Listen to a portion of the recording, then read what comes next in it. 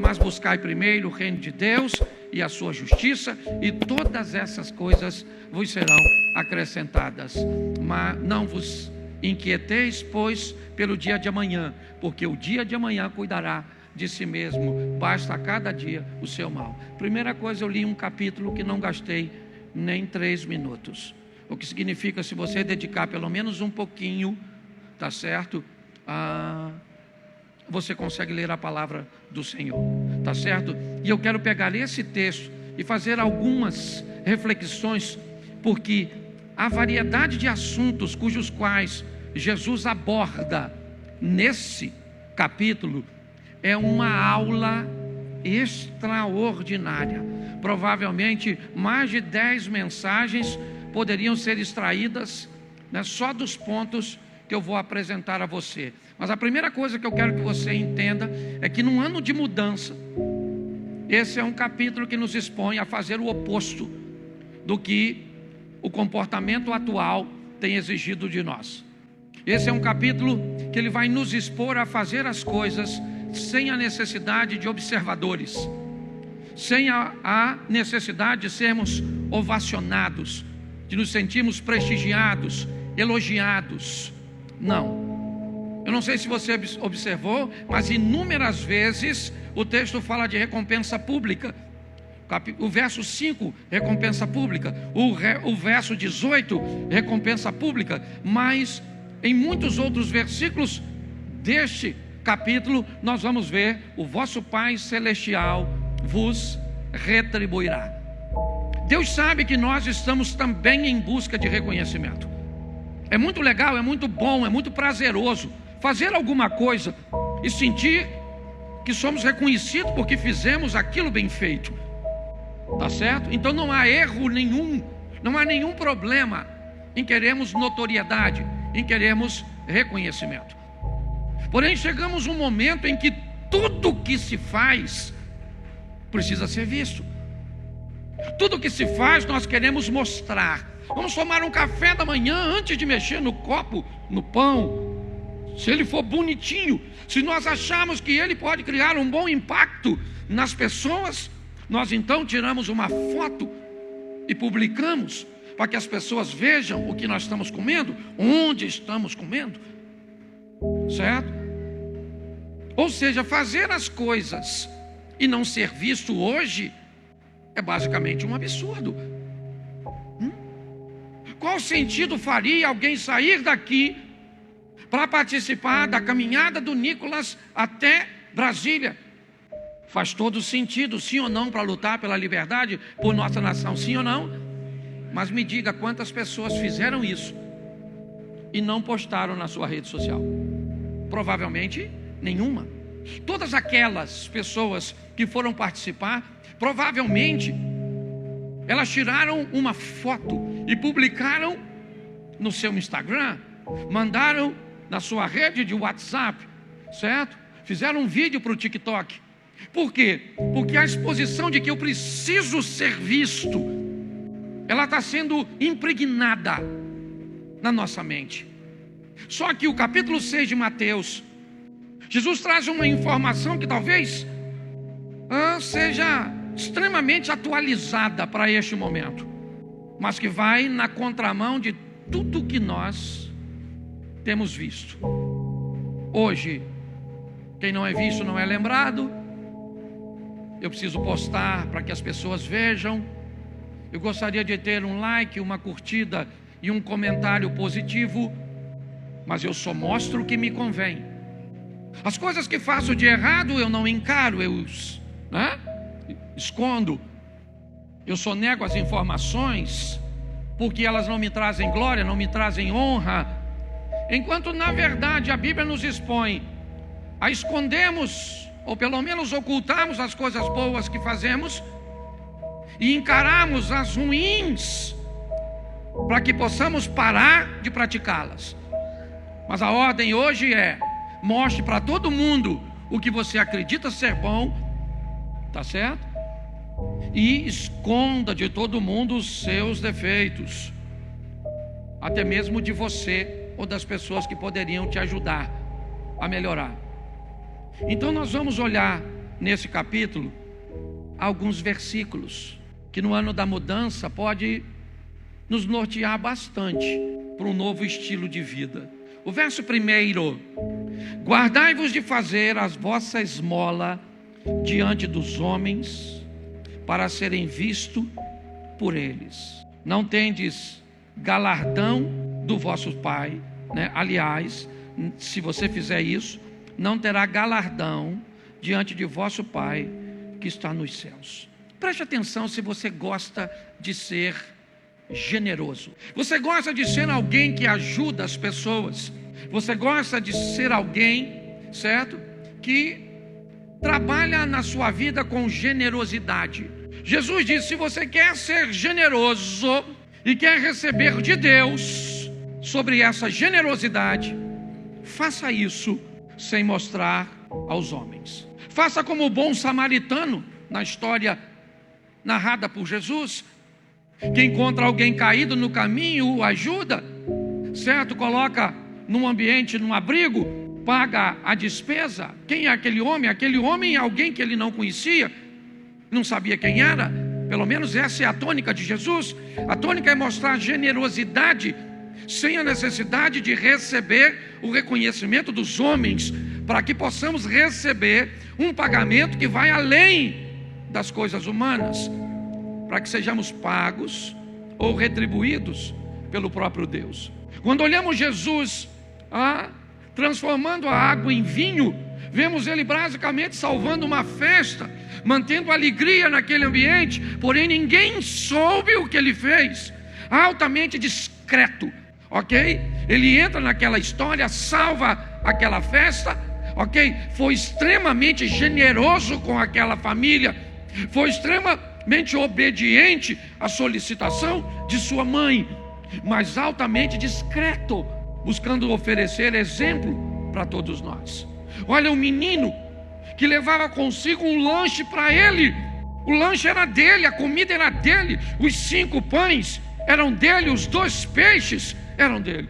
Provavelmente aquela turma que sentou mais distante não fazia a mínima ideia de onde surgira tanto alimento. Mas o alimento surgiu da generosidade de um menino que pegou algo que era dele e entregou nas mãos de Jesus. E Jesus fez um milagre. Se você planeja ou deseja ou quer levar uma vida de generosidade, e não há cristão de verdade que não seja generoso, uma das maiores virtudes de um cristão é ser generoso, é de alguma forma conseguir melhorar a vida de outra pessoa. Olhar para alguém que está sofrendo e que às vezes não precisa nem do seu dinheiro. Tem uma igreja de um amigo que todo final de ano eles fazem um trabalho, eu não lembro direito o nome, mas é um trabalho que tem o propósito de abençoar o próximo ano. Eu não lembro o nome que eles dão. E aí eles pedem que os membros da igreja orem para receber no coração um discernimento de na vida de quem eles deveriam ofertar. E aí então um rapazinho bem humilde orou e recebeu no coração a direção de ofertar R$50 na vida de um homem. O que ele não sabia é que aquele homem era o homem mais rico da igreja. E o que ele não fazia ideia, que ele era o homem mais miserável da igreja. Você deve talvez estar pensando que esse homem rico deu alguma oferta para o garoto que deu os R$50, mas não deu não. Ele foi correndo no pastor chorando, dizendo que Deus estava dando uma grande lição nele, mandando um garoto com tão pouco recurso dar uma oferta para alguém tão rico. E este ato abriu a generosidade no coração daquele homem. Então ser generoso não é uma opção não. Apesar de não estar nos 10 mandamentos diretamente, poderíamos até introduzi-lo no amar o próximo como a si mesmo, tá certo? E outra coisa, quando a Bíblia diz que nós devemos aceitar as palavras do Senhor é uma coisa, mas quando a Bíblia nos manda esconder os mandamentos é outra. Porque palavra você pode até recusar, mas mandamento não se recusa, se obedece. Então é muito importante, primeiro, que sejamos generosos, mas segundo, que tenhamos um entendimento que o que fazemos, fazemos para Deus. Se você fizer para as pessoas, é só uma questão de tempo até você parar de fazer. Vai servir na igreja, serve para quem? Você serve às pessoas? Simplesmente? Então tá bom, basta alguém ser sem educação com você, basta alguém não ser cortês com você, que você não tem mais intuito de servir. Quando nós fazemos para que a recompensa venha do Senhor. Então você quer ser generoso? Deve. Agora, faça isso de forma discreta. Faça isso de forma que o Senhor venha te retribuir. É isso que ele começa falando. Quando você der esmola, quando você ajudar alguém, faça quietinho, certo? Porque Deus vai te recompensar. Posso ouvir um amém? Verso 5, preste atenção. Quando orares, você quer ser alguém espiritual? Você quer ser alguém que seja reconhecido por ser alguém espiritual? Cuidado, porque um dos requisitos para isso é oração. Mas Jesus disse que quando você orar, cuidado como você ora. Cuidado para não procurar aparecer com suas orações, ser visto pelos homens. Olhe bem, Jesus está dizendo que se eu quero ser considerado alguém espiritual, um homem, uma pessoa de oração, eu não preciso mostrar isso para os outros. Isso não significa que os outros não vão reconhecer isso em você. Lembra? Um homem espiritual está passando e uma mulher chama seu marido e disse: vejo que este que passa sempre por nós é um santo homem de Deus. Aquele casal viu Deus na vida do profeta Eliseu. Eles viram Deus. Se você quer ser alguém espiritual, cuidado. Se na verdade você não quer ser alguém espiritual, não para Deus, mas para você mesmo. Quando você faz isso, inevitavelmente, segundo a Bíblia, você já recebeu o seu galardão. Se a sua intenção é chegar aqui na igreja e fazer alguma coisa para Deus, ou fazer alguma coisa, e a pessoa reconhecer, tá bom. E se ela reconhecer, você já teve o pagamento que você queria, o reconhecimento dela. Mas se quando você faz, você não está preocupado com se a pessoa vai reconhecer ou não, você quer fazer para Deus, e ser mais forte, e ser mais consistente.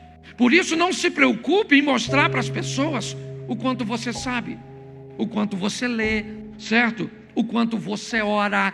Não precisa. Não, porque essa madrugada eu orei de 3 às 7 da manhã. Sério? Caraca, Edão.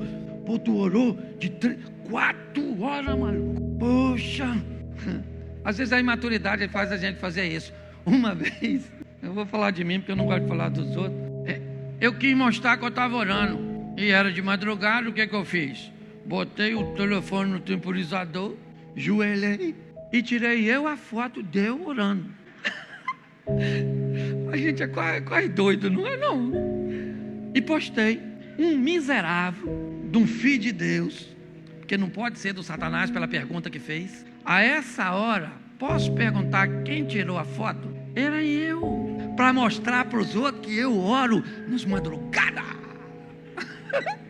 Falei, Cláudio, toma vergonha nessa cara, você já passou dessa fase.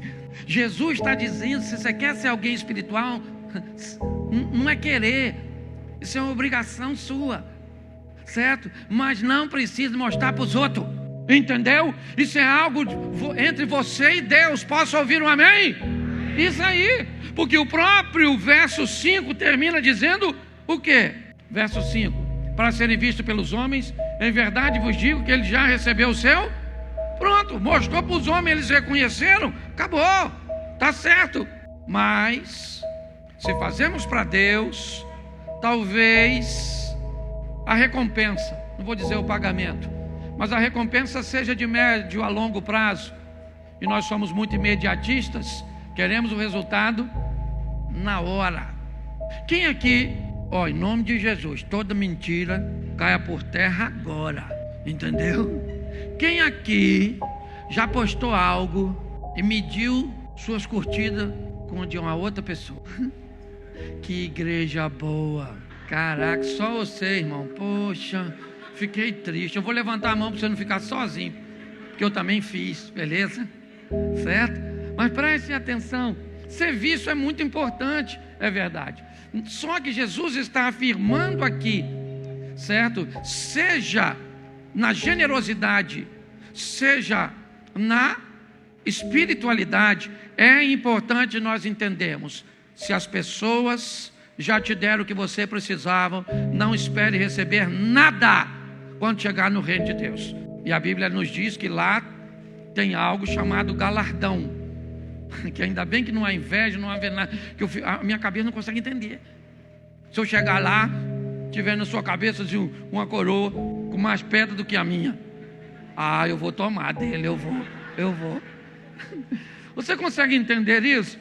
Jesus está nos alertando sobre coisas muito preciosas, ok? Vamos lá, vamos pular aqui para adiantar o verso 16.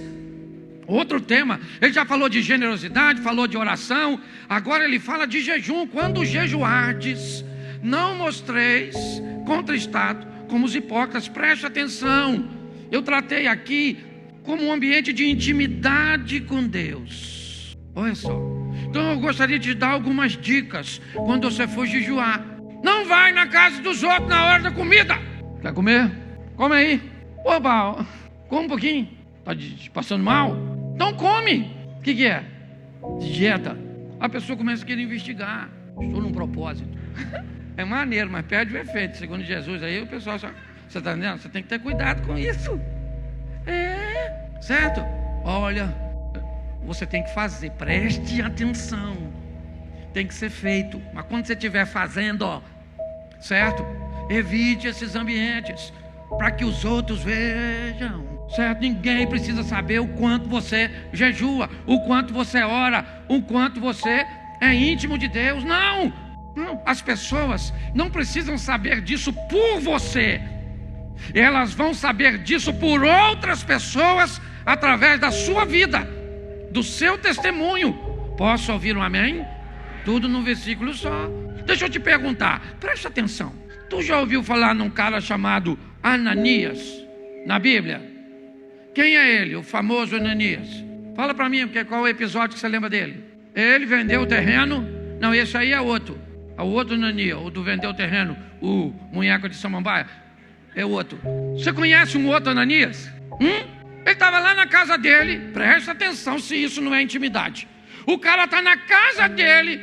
O anjo do Senhor falou: Ananias, estou precisando de tu para fazer uma oraçãozinha para um cara ali. Quem? Saulo. Ananias falou: você sabe quem é que você está mandando eu ir? Você é chefe de grupo de extermínio. Esse tal de Saulo, você vê, comando vermelho lá de Israel.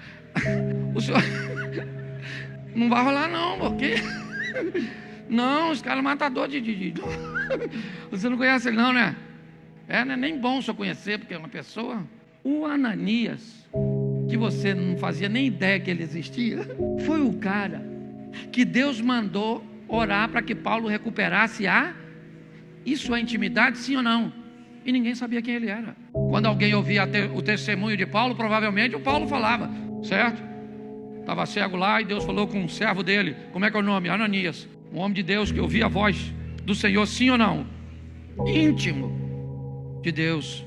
É verdade. Então eu vou te dar algumas coisas que pode ajudar muito a vida de outra pessoa. Talvez não tanto a sua. Segundo os ensinamentos de Jesus, de se manter em oculto em determinados ambientes. Quando for falar com alguém, evite a expressão Deus falou comigo. Evite. Talvez seria melhor você dizer Deus colocou no meu coração. Porque se eu te perguntar como é que Deus falou contigo, vai dar ruim para você. Então me diz como é que Deus falou com você. Ele falou com você? Presta atenção. Fala. Ok? Que tipo de comunicação ele usou? Verbal? Então tá bom. Não foi verbal. Então tá certo. Então me diga como é que ele falou com você. Pode ter falado por sinais? Então tá bom. Nós temos. Mas quando você diz Deus colocou no meu coração. Quando você troca a expressão Deus me mandou pela expressão eu senti de Deus de fazer isso, eu vivi uma experiência assim, né? Vou contar nesse contexto aqui. Eu estava numa lanchonete com um amigo, na minha viagem agora, e de repente eu falei para ele: cara, eu vou ao banheiro, pede 2 cafés para nós. Aí ele disse: tá bom. Enquanto eu fui no banheiro, eu tive uma percepção. É como se algo mexesse no meu coração e dissesse assim: pega $200 e coloca no bolso dele quando voltar. Mas pensa numa coisa que foi forte, o sentimento. Eu não ouvi uma voz, não, sabe, mas foi aquele impulso, não tinha motivo para fazer aquilo. Quando eu voltei do banheiro, peguei os $200, ele já estava na fila do Starbucks, e aí ele estava no telefone, eu peguei os $200 e coloquei no bolso dele da frente. E ele pensou que eu estava dando o dinheiro a ele para pagar o café. Ele não fazia a menor ideia. Terminou a ligação, ele escreveu alguma coisa e meteu a mão no bolso. Quando ele olhou, $200. Aí ele me olhou meio que apavorado. Aí eu falei: o que foi, cara? Ele falou: o que é isso? Eu falei: eu fui no banheiro e senti no meu coração que eu tinha que colocar $200 no seu bolso. Aí ele pegou o telefone, abriu e me mostrou a conversa dele com a mulher. Meu amor, eu recebi uma multa e transfere $200 para pagar. Por quê? Eu não sei. Os $200 não mudou em nada a vida dele, não mudou em nada a minha, mas Deus quis mostrar naquele momento o cuidado que tinha para com ele nas pequenas coisas, porque o Deus que está conosco e que nós servimos cuida dos detalhes da nossa vida. Eu não sei o que você está atravessando, eu sei que há um Deus no céu, certo? Que move-se para socorrer você. Posso ouvir um amém? É assim que funciona. Mas, certo? Nós temos que entender a importância. Até esse presente momento, Jesus fala de 3 coisas: a importância de sermos discretos na generosidade, a importância de sermos discretos em nossas orações e a importância de sermos discretos na nossa intimidade, no nosso jejum. Posso ouvir um amém?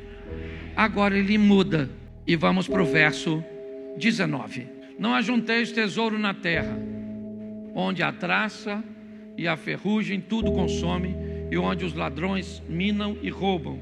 Verso 20. Mas ajuntai tesouro nu. Preste atenção, porque Jesus agora vai falar sobre a prioridade e a importância.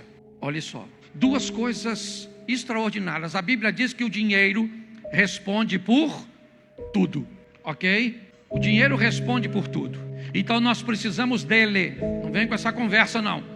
Dívida não se paga com fé, entendeu? Dívida se paga com dinheiro, ok? E eu sou um pouco mais conservador. Se possível, se quer viver numa vida tranquila, arrume o dinheiro primeiro e pague e compre depois. Nem sempre é possível, mas se possível for, saiba de uma coisa: quando você dorme sem dívida, o sono é mais tranquilo. É assim que funciona.